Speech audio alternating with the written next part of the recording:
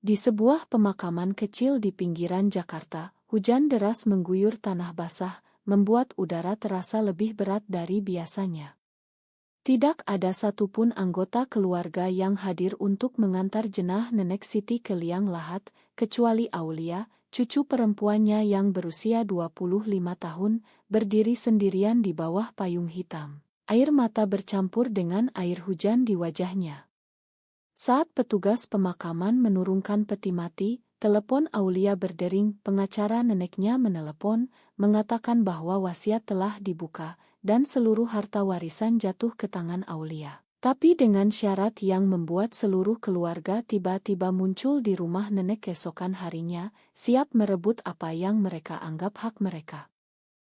Aulia mengusap air mata di matanya, mencoba menguatkan diri. Dia tahu neneknya selalu menjadi satu-satunya orang yang memahaminya, yang tidak pernah menilai pilihan hidupnya. Sebagai seorang lesbian di Indonesia, Aulia telah menghadapi penolakan dari keluarganya sejak dia keluar dari lemari 3 tahun lalu. Ayahnya, seorang pengusaha konserati, memutuskan hubungan dengannya, sementara ibunya hanya bisa menangis dan memohon agar Aulia kembali normal. Saudara-saudaranya mengikuti jejak orang tua, meninggalkannya sendirian dalam perjuangan mencari identitas. Tapi Nenek Siti berbeda, dia adalah pelindung rahasia Aulia, yang diam-diam mendukung hubungannya dengan Sari, kekasihnya yang berusia 28 tahun. Keesokan paginya, Aulia tiba di rumah nenek di kawasan Kemang, sebuah ila tua yang penuh kenangan. Pintu depan sudah terbuka, dan suara ribut terdengar dari dalam. Saat dia masuk, matanya langsung bertemu dengan ayahnya, Pak Budi, yang berdiri dengan wajah merah padam, memegang selembar kertas yang tampak seperti salinan wasiat. "Kau pikir ini adil? Kau yang tak pernah hadir, sekarang dapat semuanya," bentaknya. Di sampingnya, Ibu Aulia, Bu Ratna, duduk di sofa dengan mata sembab, sementara adik laki-lakinya, Dimas, dan kakak perempuannya, Lina, saling pandang dengan tatapan penuh amarah. Mereka semua muncul setelah mendengar berita wasiat, harta yang mencakup ila ini, saham perusahaan keluarga, dan tabungan jutaan rupiah. Aulia merasa jantungnya berdegup kencang. Dia tidak pernah mengharapkan ini. Nenek Siti telah meninggal karena serangan jantung mendadak, dan Aulia adalah satu-satunya yang merawatnya di bulan-bulan terakhir. "Kenapa kalian baru datang sekarang? Saat nenek masih hidup, kalian bahkan tak pernah menengoknya," kata Aulia dengan suara gemetar, tapi tegas. Pak Budi tertawa sinis. "Karena dia selalu membelamu, anak durhaka. Dia tahu kau seperti itu, tapi tetap saja memberimu segalanya. Wasiat ini menyatakan bahwa kau harus menikah dengan pria dalam setahun untuk mengklaim warisan penuh, kalau tidak, dibagi rata ke kami. Itu syaratnya." Kata-kata itu seperti pukulan telak bagi Aulia. Dia langsung teringat Sari, yang menunggunya di apartemen mereka di pusat kota. Sari, dengan senyumnya yang hangat dan dukungannya yang tak tergoyahkan, adalah alasan Aulia bertahan di tengah penolakan masyarakat. Mereka bertemu di sebuah kai seni di Bandung 4 tahun lalu, saat Aulia masih mahasiswa desain grafis. Sari, seorang jurnalis independen, langsung menarik perhatian Aulia dengan kecerdasannya dan keberaniannya membahas isu-isu sosial, termasuk hak di Indonesia. Hubungan mereka berkembang pelan, tapi dalam, di tengah ancaman dari keluarga dan masyarakat yang masih memandang hubungan sesama jenis sebagai tabu. Aulia duduk di kursi, mencoba mencerna informasi itu. "Nenek tak pernah bilang apa-apa soal syarat ini," gumamnya. Bu Ratna mendekat, menyentuh bahu Aulia dengan ragu. "Mungkin ini cara nenek membantumu, sayang. Untuk kembali ke jalan yang benar. Kau bisa menikah, punya keluarga normal. Kami akan bantu." Tapi Aulia menarik diri, merasa dikhianati.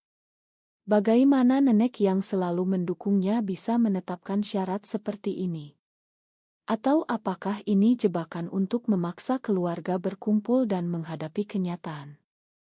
Sore itu, Aulia meninggalkan rumah nenek dengan kepala penuh pertanyaan. Dia menelepon Sari, menceritakan semuanya. Aku tak tahu harus bagaimana, Sar. Kalau aku tolak, mereka akan ambil semuanya. Tapi kalau aku terima syarat itu.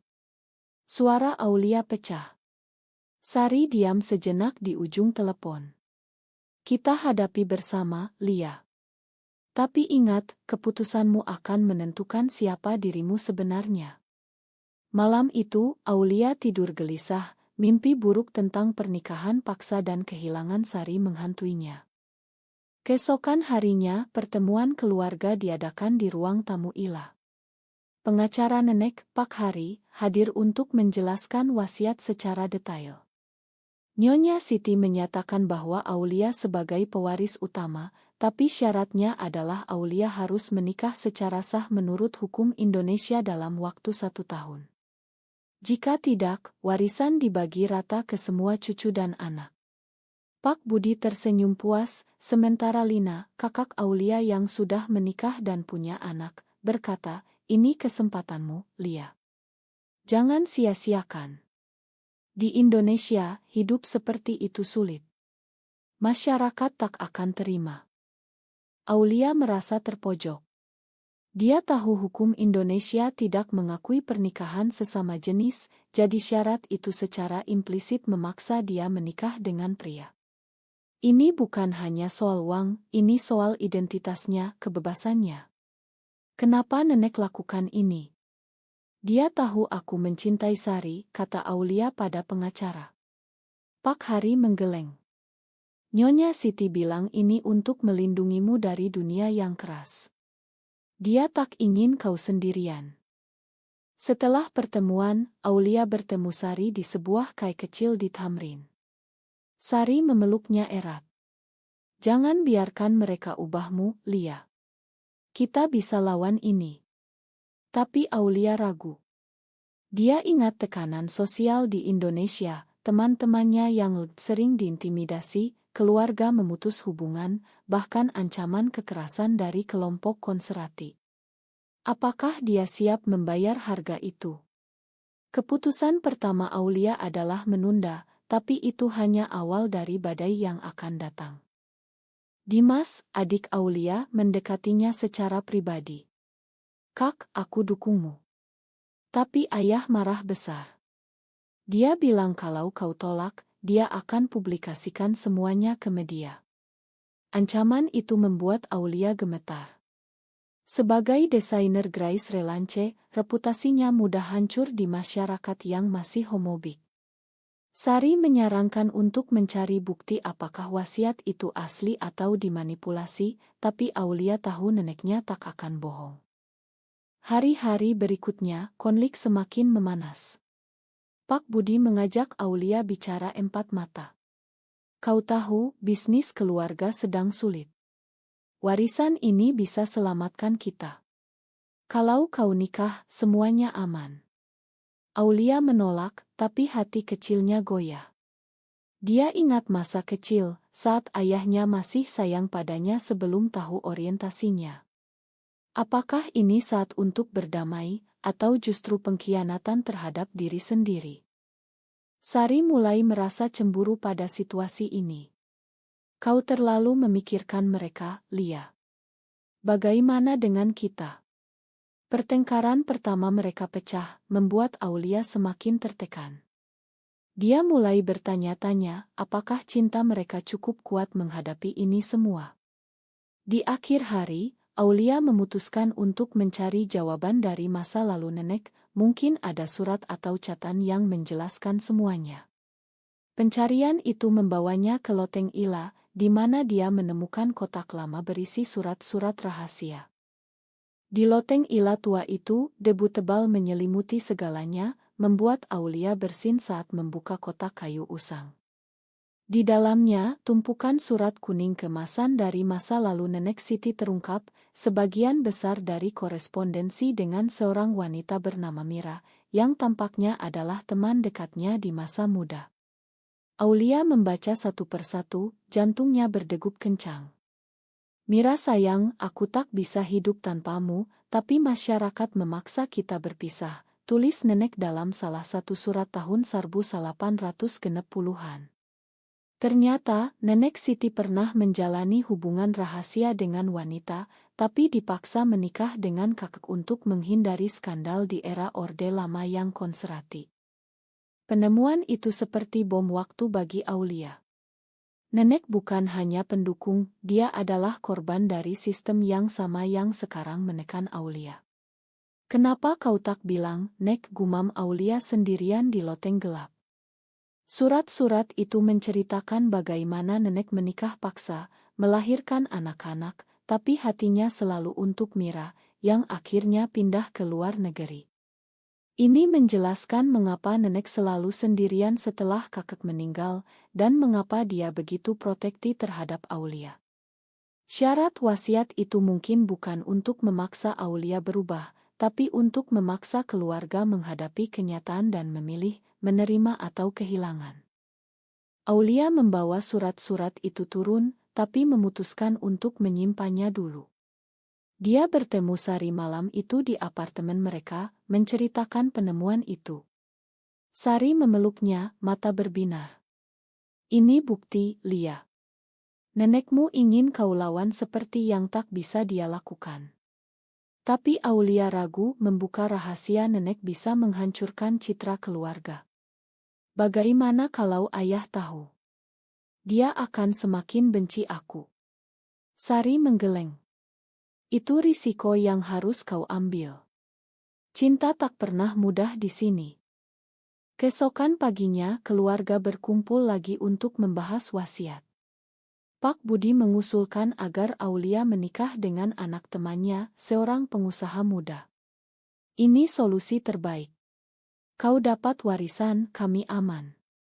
Lina menambahkan, pikirkan anak-anakku, Lia. Mereka butuh masa depan. Aulia merasa mual. Ini bukan tentang dia, ini tentang uang dan citra sosial. Di Indonesia, di mana undang-undang anti-LGB semakin ketat, pernikahan heteroseksual adalah norma yang tak tergoyahkan. Aulia menolak usulan itu membuat Pak Budi marah besar. Kau egois. Kau hancurkan keluarga karena pilihanmu yang salah. Teriaknya. Bu Ratna menangis, kenapa kau tak bisa seperti Lina? Bahagia dengan suami dan anak. Dimas, yang selama ini diam, akhirnya bicara. Ayah, biarkan Kak Aulia memilih. Aman sudah berubah. Tapi Pak Budi memukul meja, tidak di keluarga ini. Kalau dia tolak, aku akan tuntut wasiat itu di pengadilan. Ancaman hukum membuat Aulia panik. Dia tahu sistem peradilan Indonesia sering bias terhadap norma konservatif, terutama di isu keluarga. Sari menyarankan konsultasi dengan aktivis LGB di Jakarta, tapi Aulia takut terlibat lebih dalam. Aku bukan aktivis, Sar. Aku hanya ingin hidup tenang denganmu. Pertengkaran kedua pecah, Sari merasa Aulia terlalu pengecut, sementara Aulia merasa Sari tak paham tekanan keluarga. Beberapa hari kemudian, Lina mendatangi Aulia secara rahasia di KAI. Aku tahu kau punya pacar wanita. Sari, kan? Cantik ya? Kata Lina dengan senyum palsu. Aulia terkejut, bagaimana dia tahu? Aku ikutimu. Kalau kau tak nikah, aku akan bilang ke ayah. Dia akan hancurkan kalian berdua. Pengkhianatan dari saudara kandung itu seperti pisau di hati Aulia. Lina yang dulu dekat dengannya, sekarang rela mengorbankan adiknya demi warisan. Aulia pulang dengan air mata. Dia ceritakan pada Sari, yang marah besar. Kita harus lawan, Lia. Ajak aku ke pertemuan keluarga berikutnya. Aulia setuju, meski takut. Di pertemuan itu, Sari hadir, berdiri di samping Aulia. Saya Sari, pasangan Aulia. Kami mencintai satu sama lain, dan itu tak salah. Kata Sari tegas. Keluarga terdiam, lalu meledak. Pak Budi berteriak, "Keluar dari sini. Kau racuni anakku." Bu Ratna menangis histeris, sementara Lina tersenyum puas, seolah rencananya berhasil. Malam itu, Aulia dan Sari bertengkar hebat. "Kenapa kau lakukan itu tanpa bilang aku?" tanya Aulia. Sari balas, "Karena kau tak pernah berani. Aku lelah jadi rahasiamu." Aulia merasa dikhianati lagi, tapi kali ini dari orang yang dicintainya. Dia tidur sendirian, memikirkan harga yang harus dibayar, kehilangan keluarga atau kehilangan diri sendiri. Hari berikutnya, Dimas datang ke apartemen Aulia. "Kak, aku dukungmu. Aku tahu soal nenek dari surat-surat itu aku temukan dulu." Ternyata Dimas tahu rahasia nenek dan diam untuk melindungi Aulia. "Gunakan itu untuk lawan ayah," saran Dimas. Aulia akhirnya memutuskan untuk konfrontasi besar, tapi itu berarti membuka luka lama keluarga.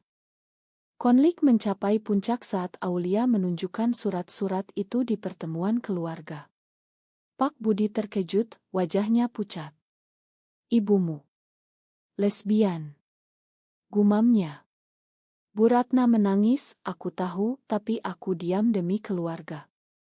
Ternyata ibu tahu rahasia nenek tapi memilih bungkam. Pengakuan itu membuat Pak Budi goyah, tapi dia tetap keras. "Itu masa lalu. Kau tak boleh ikuti jejaknya." Aulia merasa campur aduk, lega tapi terluka. Sari mendukung dari samping, tapi hubungan mereka mulai retak karena tekanan. "Aku tak tahu bisa tahan berapa lama," kata Sari suatu malam. Aulia harus memilih, menyerah pada syarat wasiat atau melawan, dengan risiko kehilangan segalanya. Setelah pengungkapan surat-surat nenek, suasana keluarga menjadi tegang seperti senar biola yang siap putus. Pak Budi menghindari Aulia, sibuk dengan pengacaranya untuk menantang wasiat di pengadilan. "Ini bukan akhir," katanya dingin saat mereka bertemu di Ila. Aulia merasa lelah, setiap hari adalah perjuangan melawan dirinya sendiri. Di satu sisi, warisan itu bisa memberi kebebasan finansial untuk dia dan Sari hidup tenang, mungkin pindah ke kota lain di mana masyarakat lebih terbuka. Di sisi lain, menerima syarat berarti mengkhianati identitasnya, menjadi boneka norma sosial yang menindas. Sari semakin menjauh, sibuk dengan pekerjaannya sebagai jurnalis yang menulis tentang isu hak asasi manusia. "Aku tak bisa terus begini, Lia. Kau harus putuskan," katanya suatu malam setelah makan malam dingin. Aulia tahu Sari benar, tapi ketakutan akan penolakan masyarakat Indonesia yang kuat membuatnya ragu.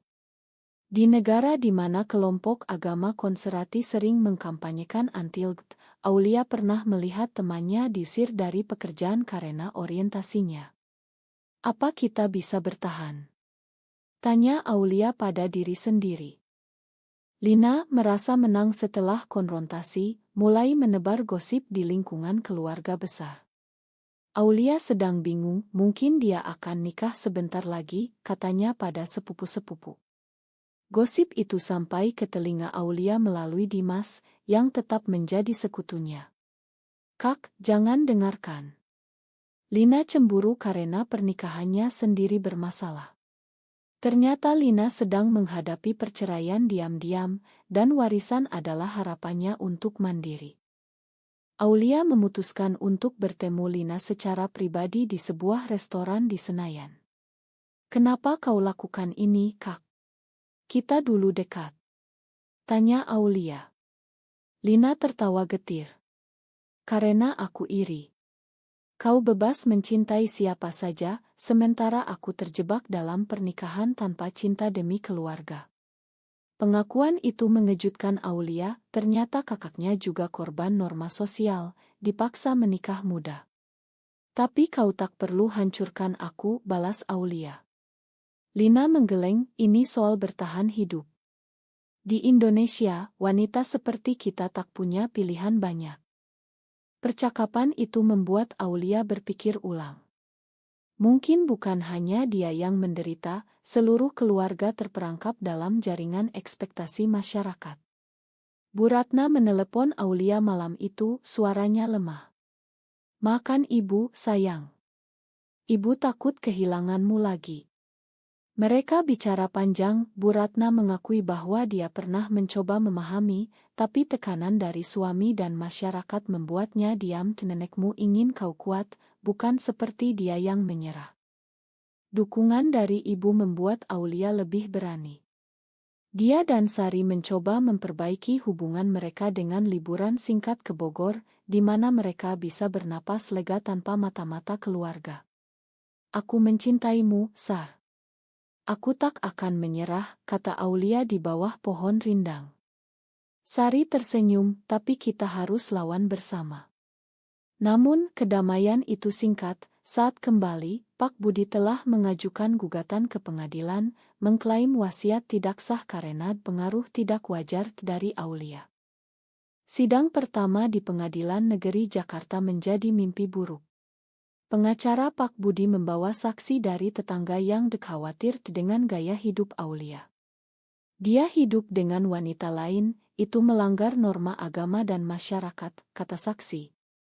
Aulia duduk di bangku, merasa seperti terdakwa. Sari hadir untuk dukungan, tapi media mulai meliput kasus ini, membuat nama Aulia tersebar di berita online. "Warisan keluarga diperebutkan karena orientasi seksual," judul salah satu artikel. Tekanan publik membuat Aulia depresi.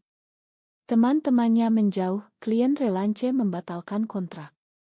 "Ini harga yang harus kubayar," gumamnya pada Sari. Tapi Sari juga terdampak, bosnya memperingatkan agar tidak terlalu okal tentang isu. "Aku bisa kehilangan pekerjaan," kata Sari.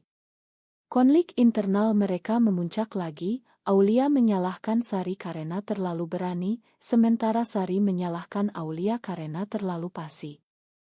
Dimas membantu dengan mencari bukti pendukung untuk wasiat. Dia menemukan rekaman video nenek sebelum meninggal, di mana nenek menyatakan keinginannya secara jelas. "Aku ingin Aulia bahagia dengan pilihannya. Syarat itu untuk memaksa kalian semua berpikir ulang." Ide itu menjadi senjata di sidang kedua, membuat hakim ragu. Tapi Pak Budi tak menyerah, dia mengancam akan mempublikasikan rahasia nenek jika Aulia tak mundur.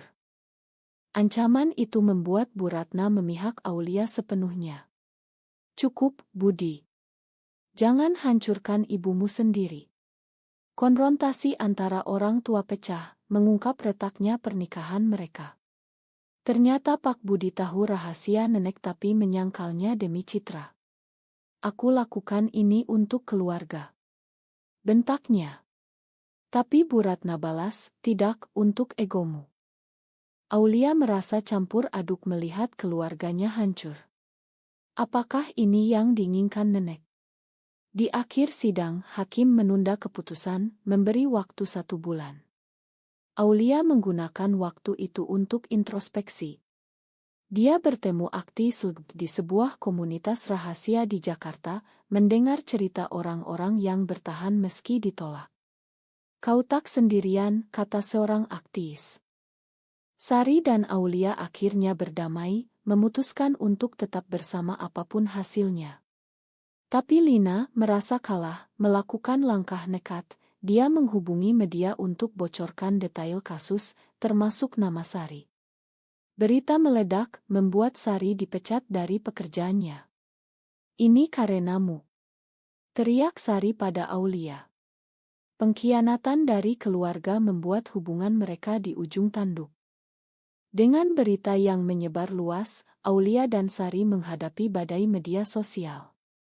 Komentar kebencian membanjiri akun mereka, "Haram, kembalilah ke jalan benar," bahkan ancaman kekerasan dari akun anonim. Di Indonesia, di mana undang-undang diskriminasi terhadap masih lemah, mereka merasa tak aman. Sari, yang kehilangan pekerjaan, mulai mencari lowongan di luar negeri. "Mungkin kita pindah ke Singapura atau Australia," di mana kita bisa bebas, katanya. Aulia ragu, meninggalkan Indonesia berarti meninggalkan akarnya, tapi bertahan berarti terus menderita. Pak Budi melihat publisitas Negati mulai goyah. Dia menelepon Aulia, suaranya lelah. Mungkin kita bisa kompromi. Kau ambil sebagian, kami ambil sisanya, tanpa syarat. Tapi Aulia menolak. Ini bukan soal uang, ayah. Ini soal penerimaan. Percakapan itu adalah yang pertama kalinya mereka bicara dari hati ke hati sejak Aulia coming out. Pak Budi mengakui ketakutannya, aku takut masyarakat tolak kita. Di sini keluarga adalah segalanya. Bu Ratna menjadi jembatan, mengajak Aulia dan Sari makan malam rahasia. Ibu ingin kenal Sari lebih dalam, katanya. Di meja makan, Sari berbagi ceritanya, dibesarkan di keluarga liberal di Bandung, tapi tetap menghadapi diskriminasi. Bu Ratna mendengar dengan mata berkaca. Makan ibu tak dukung dari awal. Momen itu memberi harapan, tapi Lina menolak bergabung, masih marah. Dimas membantu dengan mengumpulkan dukungan dari saudara sepupu yang lebih muda, yang ternyata lebih terbuka. Aman no, Kak. Banyak yang dukung, kata salah satu sepupu. Dukungan itu membuat Aulia lebih kuat untuk sidang terakhir. Di pengadilan, pengacara Aulia menyajikan ide nenek dan kesaksian dari psikolog tentang dampak penolakan keluarga terhadap kesehatan mental. Hakim, seorang wanita paruh baya, tampak simpatik. Kasus ini bukan hanya soal warisan, tapi hak individu atas identitasnya, kata hakim sebelum memutuskan.